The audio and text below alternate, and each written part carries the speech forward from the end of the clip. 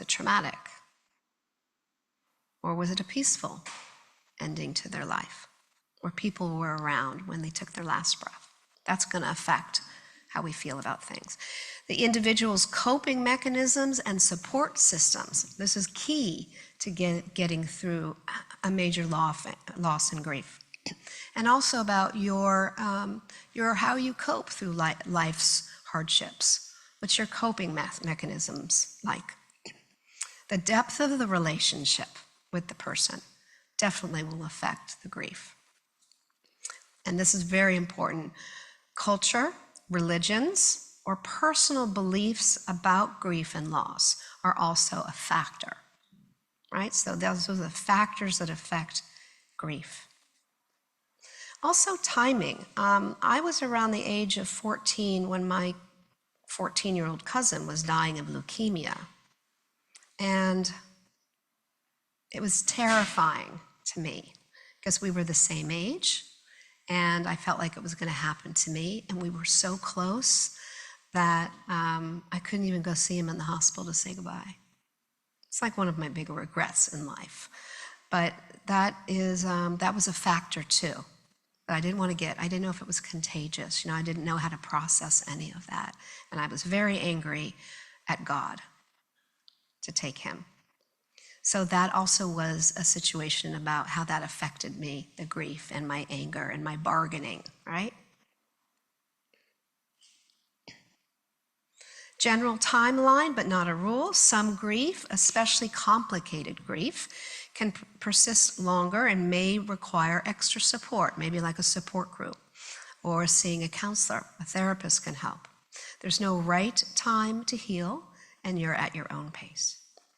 First, typically, this is not a rule, typically the first few weeks to a month, there's an intense emotions of shock, sadness, anger, maybe even numbness. And also that I noticed that I didn't add this are physical symptoms, right? The physical symptoms that we get when there's a major psychological stressor in our life. So you could be getting headaches, right? Constant upper respiratory infections, things like that. 3 to 6 months typically. Some people start adjusting while others may experience a delayed grief reaction, right? Which is very common. After a year, many begin to integrate the loss into their lives. I love that sentence. There's still the loss of losing that person or that animal or a body part or an arm. So you start to integrate the loss into your life. You don't want to get rid of it, forget about it, nothing like that. You want it to integrate it into your life, that this is now a part of me. This is about my life. This is my journey. And then grief may still arise. Oh, these are the biggies. Anniversaries, right? Special occasions, the birth of, the death of, holidays, Christmas, Thanksgiving. Mom was here last year, so that's normal to have those feelings about it. So how is grief observed around the world? You interested in this? Kind of different cultures. Anybody know of anything right now about how grief is handled in different parts of the world? Anybody? Okay, well, let's learn about it. Mexico. Ever heard of the Day of the Dead? I think it's a beautiful, very respectful, honorable way to honor those that have gone before us. It's a celebration of deceased loved ones held on November 1st and 2nd. Families create altars with photos, favorite foods, marigolds to welcome spirits back for a visit. And rather than mourning in sadness, it is a joyful occasion that honors the memory of the departed. Okay, so this is a cultural way of grieving in Mexico. A Jewish mourning, the traditions of sitting Shiva, okay, in the Jewish faith. So after a death, family members observe Shiva, a 7-day mourning period where they stay home and receive visitors. Mirrors may be covered, right, with cloth, and mourners sit on low stools as a sign of humility. Kaddish, a prayer for the deceased, is recited for 11 months for a parent. Okay.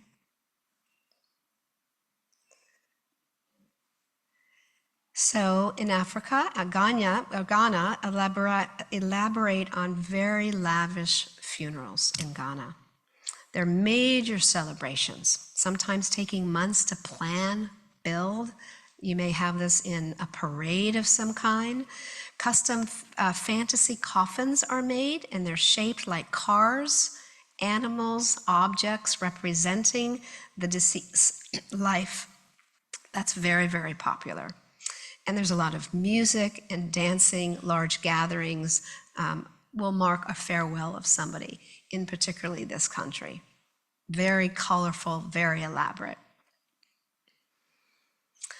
Does anyone heard of this kind of festival in Japan? It's a Buddhist tradition where families honor their ancestors in mid-August. Doesn't it look beautiful, the picture? The little lanterns. Beautiful. Lanterns are lit and floated on the water to guide spirits back to the afterlife. And many visits, they visit the graves and they perform ondori. It's a dance and to enliven the spirits and to have their loved ones go where they go. Has anyone ever seen any of these or participated in any of these? Okay. What about the Tibetan sky burial? In Tibet, some Buddhists practice sky burials, where the deceased body is placed on a mountaintop to be consumed by vultures. May not be our culture the way we would like that, but that's what's done in this picture here. This reflects the Buddhist belief of impermanence and returning to the body, to nature. Right? How about New Orleans? Very different way to mourn in New Orleans. A mixture of African, French, and American traditions. These funerals start with somber brass band percussions and transitions into an upbeat celebration of life. They party. They party, right? The second line of the parade is where people dance, celebrate, and honor the deceased joyfully. No one's crying. It's a big party. I don't have a slide of Ireland, but I know in Ireland too. Well, what happens in Ireland? They perform something. They have a wake, usually a wake with a lot of beer, right? And everybody shows up wearing green, and thank you, and whiskey over several days, right? So New Zealand, they have an interesting way of honoring those that have gone to heaven.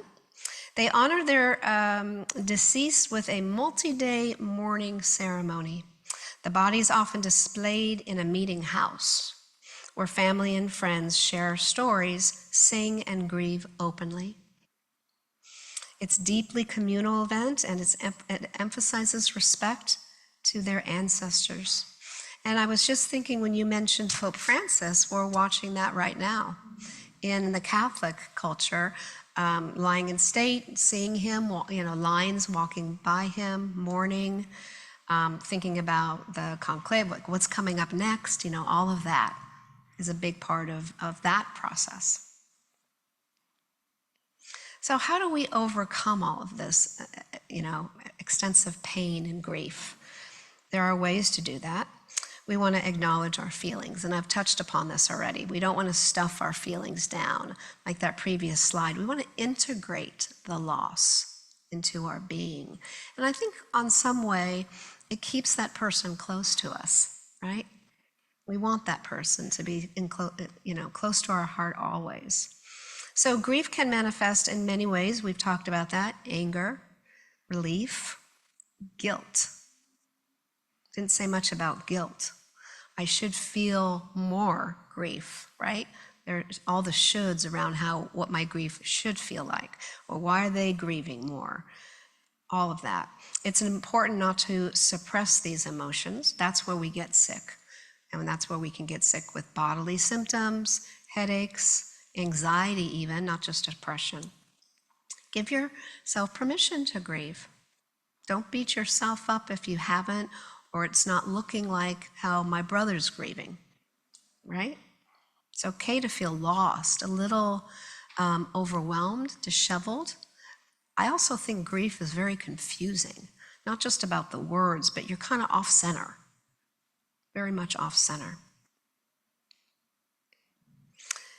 And we want, most importantly, to seek support if the symptoms are complicated grief, right, that just keep going on, prolonged grief. Also, if you're in a situation where you're getting hit with tons of different grief, okay? Sharing your thoughts with friends. These need to be supportive friends, not friends who you all know but are going to be saying like, get over it already, right? And family too. Not all family can be supportive, right? Right? Some of us have experienced that and their reactions to our grief. So all of those, intricacies around this subject. And a counselor, of course, a grief counselor, or any kind of therapist who's educated and taught would be someone that would, where you would get some support from. I think support groups are excellent ways to move through grief because you've got a common denominator of what's going on. I think different cancer associations have so many groups, loss of a partner, loss of a body part, and then for the husbands or partners to be in their own group for those people. So there's a lot of great support. And since we're in a large city, there's a lot of vast amount of reassurance too, and validation. I think people need to be validated when they're in grief. And creative outlets. I love this. Writing, I think, can be really helpful during grief. Writing a God letter, dear God letters, all of that. Or writing to the person that you lost, or the item that you lost. I think is very healing. A lot of people draw. They draw because that's such a creative way to move through loss. Draw anything. There's no perfect things to draw. Music can be very, very healing. Maybe going back to earlier music in your life, maybe moving towards classical music or spa. I love spa and lounge music. So those can be very healing ways to get through grief.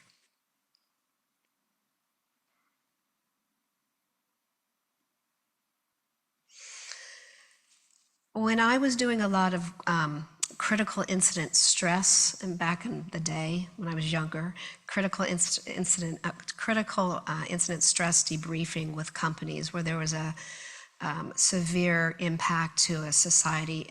Anyone remember the farmers market crash in Santa Monica? So I did a lot of work around that particular incident, not to the people that were affected, but to the companies that were affected. On that day, the paramedics, or who was responsible for this, took the bodies that had died that day from that accident and lined them up in front of the bank across the street. Well, I was called in to do a lot of psychological debriefing for the bank employees because they were pretty messed up right on that day. Or because the farmers market crash was down below, but there were a lot of buildings above that were looking down. So their perspective too was different. So I did a lot of work in that kind of area. And they always said the first thing you do when you're hit with a major grief is exercise. You want to move that, even if it's a very slow walk, you want to move that energy out because you're so impacted by something, right? And so it's very important to Do whatever you do to exercise, not just stay in bed the next day, but move your body, okay? It can really take a toll on your body, grieving. Eating well, exercise, all the things we don't want to do when we're in intense grief, but to do that. Really watch alcohol or prescription drugs, all that stuff, because we're in so much pain, and that stuff really softens, right? Takes it off a little bit. Mental health, all right? We know about this a lot. Practice self-compassion and patience, okay? Consider mindfulness or meditation to help managing stress and anxiety. And asking people for help. Take the time with your employer, ask for time if you need to really give that to yourself and to your family. And we know about families, when one person's in intense grieving, it affects everybody, okay? And what about honoring the memory of this person, right? This diamond that I wear is my grandmother's, the one I think of when I smell pasta, who was killed in a car accident. And it's not ever come off my neck. So I keep her, and she's there, and I touch it sometimes, right? But that for me is a ritual, right, that I have that. And so ironically, when my father went to Montpellier, France, to go to medical school, his mother, my grandma, gave him a rosary, right? And on the back of Jesus, on the back side, it says, Mother. Well, he just gave that to me last week because he knows I've started going to church again. So I have grandma, and I have my dad, and I have Jesus and God, and it really connects that. So that's about honoring little rituals or tokens or something. My other grandma, I have her teacups, right? Because she loved teacups. So that's what I mean, and we tend to do this. So lighting a candle for somebody, visiting their resting place, or how you want to celebrate the person in your life. Writing them a letter, making a scrapbook of photographs, anything that you do to feel connected to the person. We've talked about this. We want to accept that grief does not have a timeline. Don't tell us. If anyone says, oh, you should be over it by now, that's not the case at all. Allow your time. Grief doesn't follow a set schedule. Some days it's going to be harder than others. There's no rushing the process.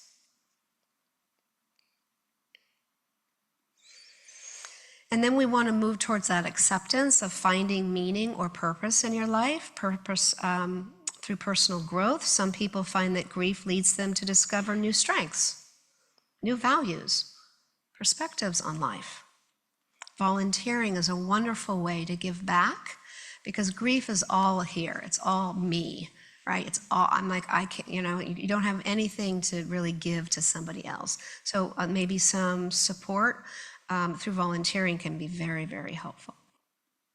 Seeking professional help if that grief is just not moving, okay? To help understand, why am I stuck in this?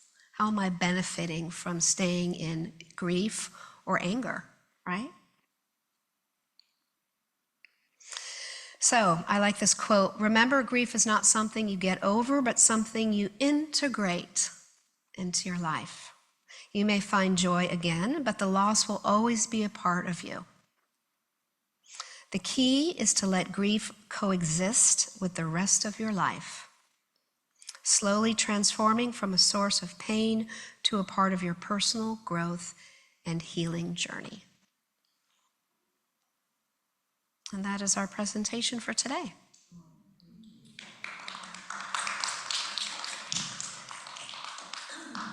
We have some times for questions or sharing or experiencing of how you've coped with things in your life. Yes. There's also several support groups for the loss of a pet. Lovely. Good to know. Thank you for mentioning that. Yeah. And I handed out a flyer of some support groups that I refer people to. Hello. I remember the first time I really experienced grief was my sister. I was like 33, and it was so hard. Me and my brother, we put everything together. I went to get the casket. I remember taking her makeup and clothes at the mortuary, and I'm telling them, I said, I know my sister is dead, but please be nice to her. And months went by, I just sat down and I just wanted to die.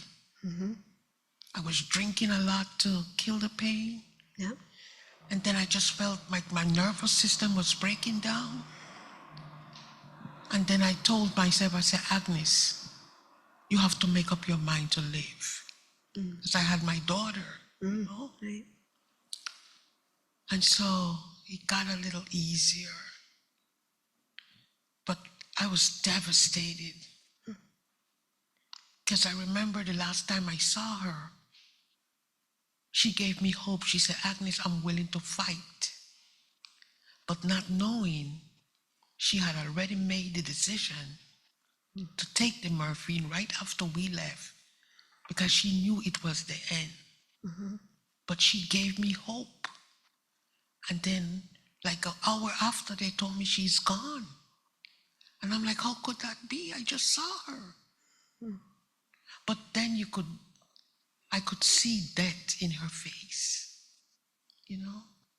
And I could see where she realized that she made the wrong choice, like not taking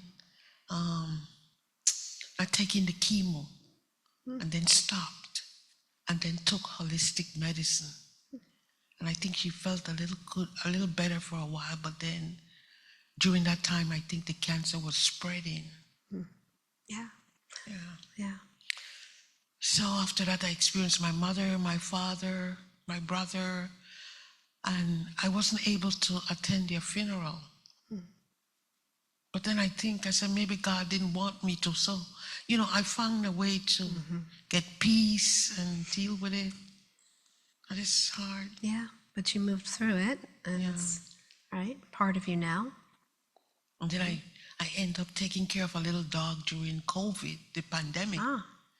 And then me and my son and Joanne had to take him to put him down. And I didn't know I mourned him for a long time. Yeah, pet grief is huge. Huge. Especially when you, the euthanasia, when you're like holding them, right? And you're watching them that's big time. Oh, I just got chills. My cat that I had. But yeah, I wanted to say that what you said towards the end, that you can make purpose.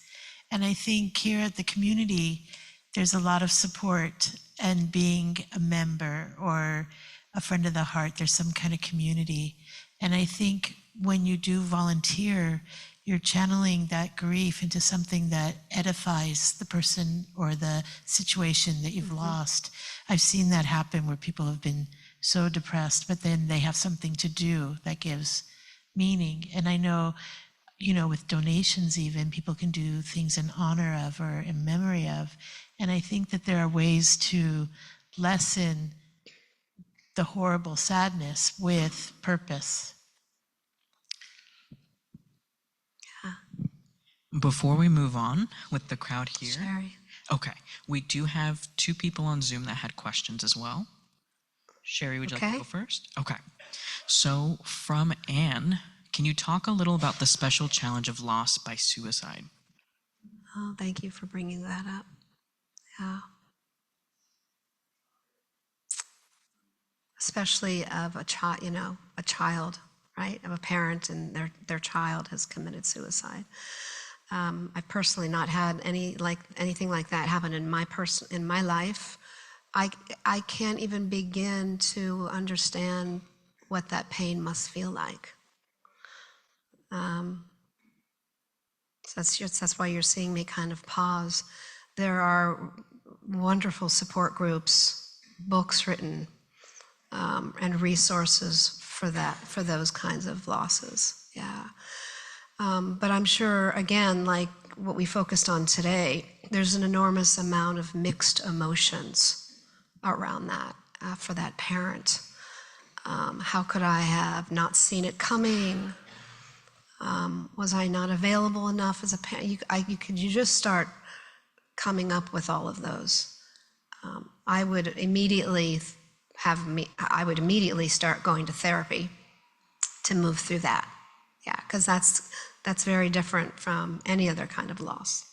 Absolutely. Yeah. We've got one more from Mary. She asks how to cope with a son who is homeless. Other good questions, right? I mean, we could name so many kinds of losses, right?